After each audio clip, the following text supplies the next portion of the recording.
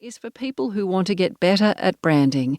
If a runner wants to improve his or her time for a 200-metre sprint, he or she works to correct the important inputs, such as gait, diet, and training regime. Top runners don't change everything, but focus attention on the areas that matter.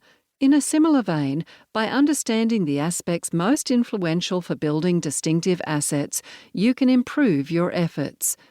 Here, I highlight the strategies and actions that work, as well as the ones that don't, to help you take advantage of opportunities, to evolve when needed, and to anticipate, therefore avoiding, potential minefields. Why you might hate this book, but should listen to it anyway. Any book in the area of brand identity is going to come under criticism from a number of fronts.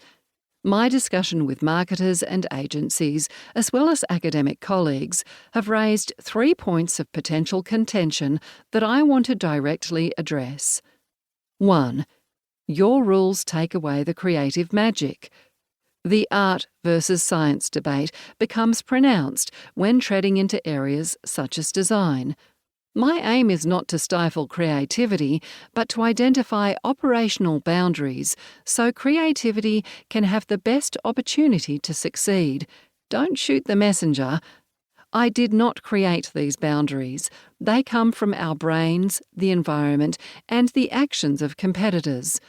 Ignoring them will not make them go away. Building distinctive brand assets is based on the premise that the better we understand these challenges, the better we can address them. 2. You don't provide enough clear instructions on what to do. If you are looking for a paint-by-numbers approach to building a brand's identity, then you will be disappointed.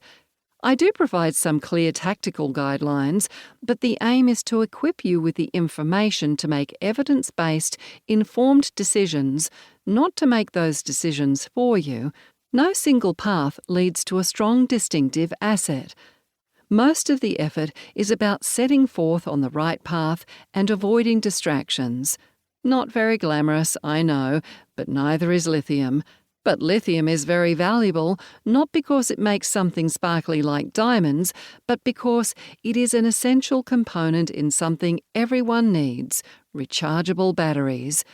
The big, flashy, shiny thing gets all the attention, but much of an effective, distinctive assets strategy is rooted in the quiet, behind-the-scenes discipline of persisting on a path of consistent, excellent execution.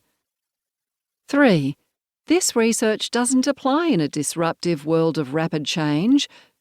The curious thing about change is not that it happens, but humanity's capacity to stay constant when facing even the most disruptive changes. For example, a study found that lottery winners, after a spike in happiness, quickly revert back to their pre-win happiness level. When faced with new situations, our brain tends to adapt rather than revolt. Our branding tactics do need to adapt to environmental change. For example, specifically building distinctive assets that work better on a mobile phone than our one-size-fits-all branding strategy.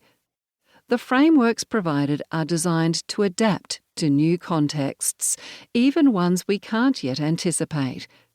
Good branding strategy is also largely about first asking the right questions. Building distinctive brand assets gives you those questions. What to expect?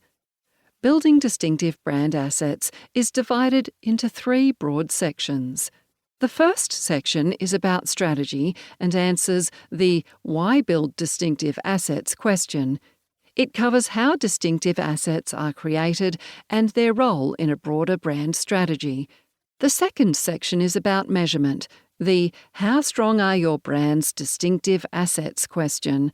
It covers measurement approaches, metrics, and how to use these metrics. The third section deals with asset choice and implementation, the "Which assets to build?" question.